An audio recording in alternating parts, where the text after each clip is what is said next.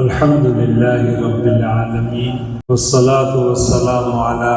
أشرف الأنبياء والمرسلين وعلى آله وأصحابه وأزواجه وآل بيته وأمته أجمعين أما بعد فأعوذ بالله من الشيطان الرجيم بسم الله الرحمن الرحيم الف لام میم ذلك الكتاب لا ريب فيه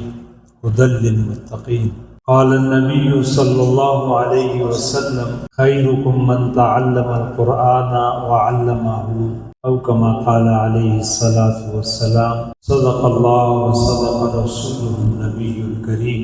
تمام احباب درود شریف پڑھ لیجئے۔ اللہم صلی علی سیدنا و مولانا محمد وعلی آل سیدنا و مولانا محمد وبارک وسلم علیہ۔ اللہم صلی علی سیدنا محمد فی الاولین والآخرین وفی الملأ الاعلی الی یوم الدین۔ میرے واجب الاحترام حضرات علماء کرام، برادران اسلام، میرے محترم بزرگوں، عزیز نوجوانوں، ننھے منھے بچوں بچیوں، سب سے پہلے تو میں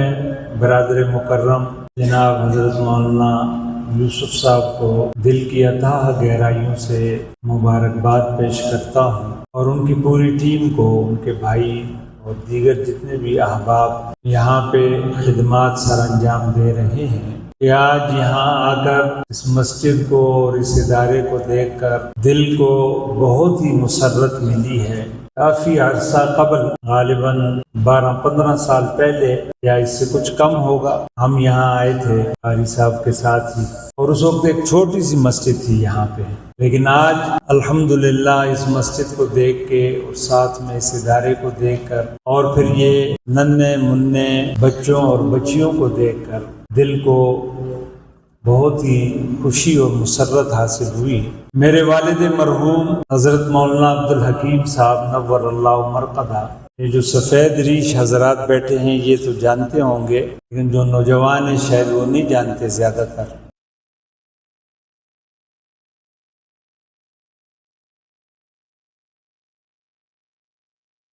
کہ آپ کے اسی علاقے سے میرے دادا جان مرحوم پہلے ولاڑ گٹھ میں ہوتے تھے اور پھر بھیڑ منتقل ہو گئے، اور وہاں سے ایک اسی طرح کا ننھا منھا بچہ عبدالحکیم کی صورت میں ابتدائی ناظرہ قرآن اور نورانی قاعدہ یہیں پڑھا، اور پھر باقی علوم کے لیے یہاں سے ہجرت کر کے پہلے ہری پور تشریف لے گئے، وہاں سکندر پور میں کچھ عرصہ پڑھا، اور اس کے بعد پھر ہندوستان چلے گئے۔ اور میرے دادا مرحوم اور پھر والد صاحب نے بھی یہ قصہ سنایا کہ ایک وقت ایسا آیا کہ تقریباً 4 سال گزر گئے۔ اس وقت تو یہ موبائلوں کا دور نہیں تھا، ٹیلی فونوں کا دور نہیں تھا، رابطے کا ذریعہ صرف ایک خط ہی ہوا کرتا تھا۔ کہتے 4 سال کا عرصہ گزر گیا، پیچھے گھر میں کوئی اطلاع نہیں تھی کہ عبدالحکیم زندہ ہے یا مر گیا ہے۔ 4 سال کے بعد، اور اس وقت تو یہ روڈیں بھی نہیں تھی، پہلے تو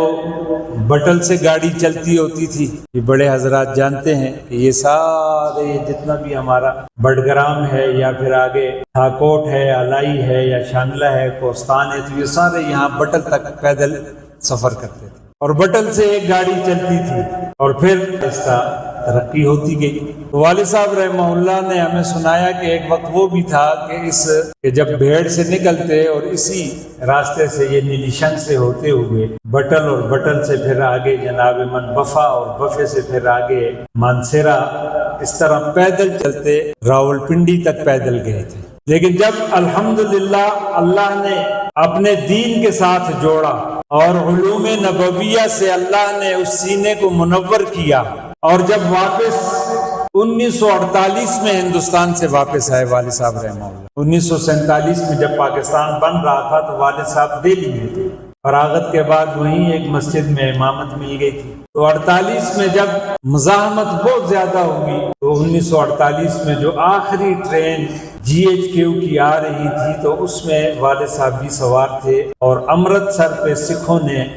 اس ٹرین پر حملہ کیا، اور والد صاحب سناتے تھے کہ جب سکھوں نے حملہ کیا اور قتل عام کیا تو بڑی مشکلوں سے اللہ نے بچایا، اور پھر جب ہم نے لاشیں اٹھائیں تو فرمایا میرے سفید کپڑے تھے، لیکن ان سفید کپڑوں میں سفیدی کہیں نظر نہیں آ رہی تھی،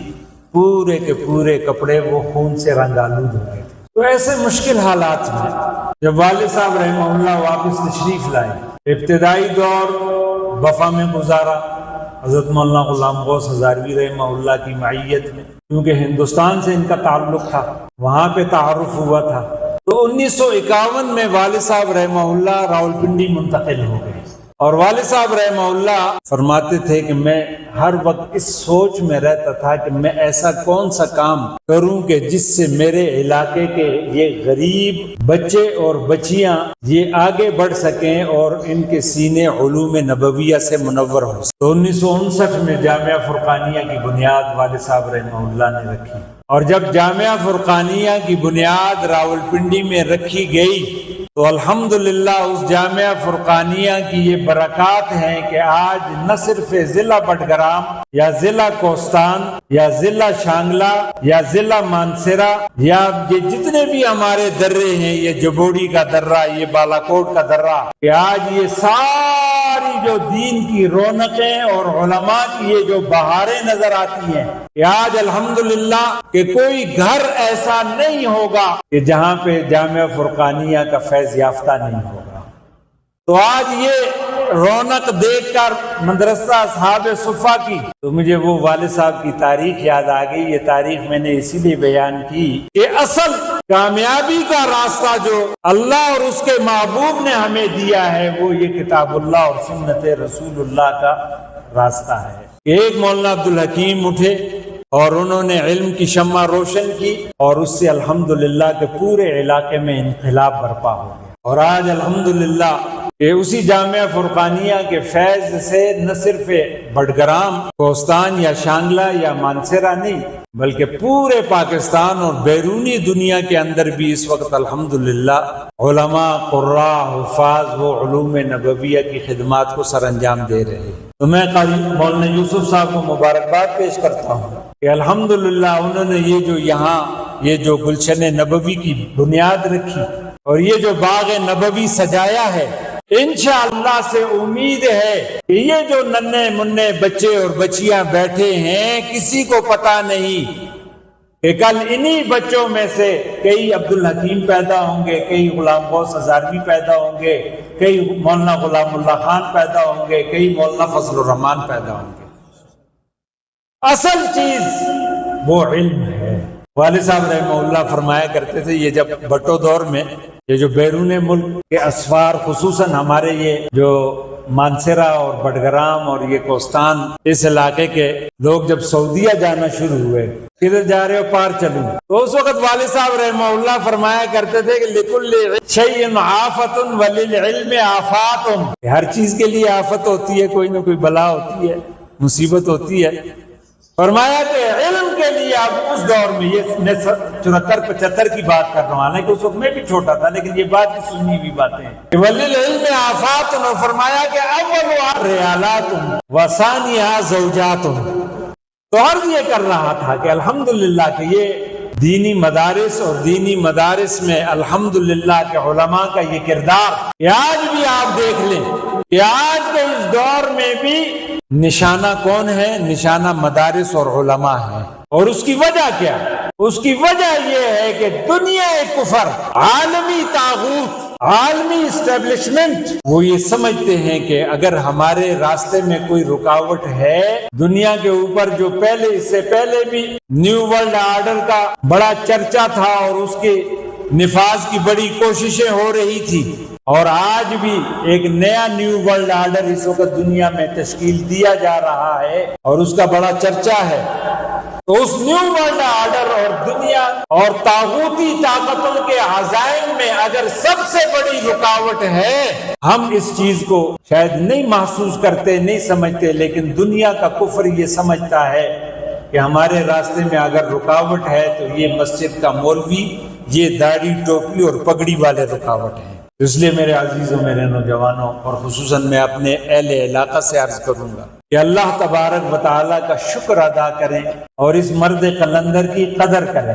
کہ جو بغیر کسی طلب کے، بغیر کسی منصب کے، بغیر کسی مفاد کے، کہ کوئی دنیاوی مفاد مولانا کے مد نظر مجھے تو نظر نہیں آ رہا کہ ان کے مد نظر کوئی دنیاوی مفاد ہے۔ صرف اللہ کی رضا کے لیے جو یہ ادارہ انہوں نے بنایا ہے، اس ادارے کو اب آباد کرنا وہ آپ کا کام ہے، اس کی حفاظت کرنا وہ آپ کا کام ہے، اس کی ضروریات کا پورا کرنا وہ آپ کی ذمہ داری ہے۔ اور ایک بات بڑے درد دل سے عرض کروں گا کہ یہ جو ہمارے اپنے اندر کی جو رقابتیں ہوتی ہیں، اپنے اندر کی جو کسک ہوتی ہے، اس کو خدا را اس مدرسے اور ادارے سے دور رکھیے گا۔ اور اس ادارے کا اب آپ حضرات پہ، اہل علاقہ پہ حق ہے، اور کل اس کے بارے میں آپ سے پوچھا بھی جائے گا، یاد رکھیں۔ تو اپنی اولاد کو بھیجیں، اپنی اولاد کو الحمدللہ کہ یہاں پہ تعلیم، دینی تعلیم بھی ہے اور عصری تعلیم بھی ہے، ساتھ میں سکول بھی پڑھایا جا رہا ہے، ابھی 8ویں تک ہے، انشاءاللہ آگے یہ میٹرک تک ہوگا، آگے انشاءاللہ یہ کالج بھی بنے گا، کالج کی تعلیم بھی ہوگی۔ تو اس لیے میرے عزیزوں، میرے نوجوانوں، زندگیوں میں اگر انقلاب آئے گا، معاشرے میں اگر انقلاب آئے گا، معاشرتی زندگی میں اگر کوئی تبدیلی آئے گی، تو یاد رکھیں وہ صرف علم کے ساتھ آئے گی۔ یہ علم ہی وہ اصل زیور، وہ یہ علم ہے، اصل دولت یہ علم ہے۔ آج ہم سمجھتے ہیں کہ شاید ہم بچوں کو جناب من کو لمبی چوڑی جائیدادیں بنا کے دے کے چلے جائیں تو ہم نے بچوں کو دولت دے دی، نہیں، وہ دولت نہیں ہے، اصل دولت یہ علم کی دولت ہے۔ جس نے اپنی اولاد کو علم کی دولت سے نواز دیا تو یقیناً انشاءاللہ وہ اولاد اس کے لیے صدقہ جاریہ بنے گی۔ تو اس لیے قابل مبارکباد ہیں مولانا یوسف صاحب اور ان کی پوری ٹیم کہ جو الحمدللہ یہاں پہ یہ عظیم خدمات جو ہے وہ سر انجام دے رہی ہے۔ دعا ہے کہ اللہ رب العزت مولانا کی ان تمام کاوشوں کو اور کوششوں کو اللہ شرف قبولیت نصیب فرمائے، اور اللہ اس ادارے کو دن دگنی اور رات چگنی اللہ ترقیاں نصیب فرمائے، اور ہر قسم کے شرور سے اللہ تبارک و تعالی اس ادارے کی اور ادارے والوں کی اللہ تبارک و تعالی حفاظت فرمائے۔ وآخر دعوانا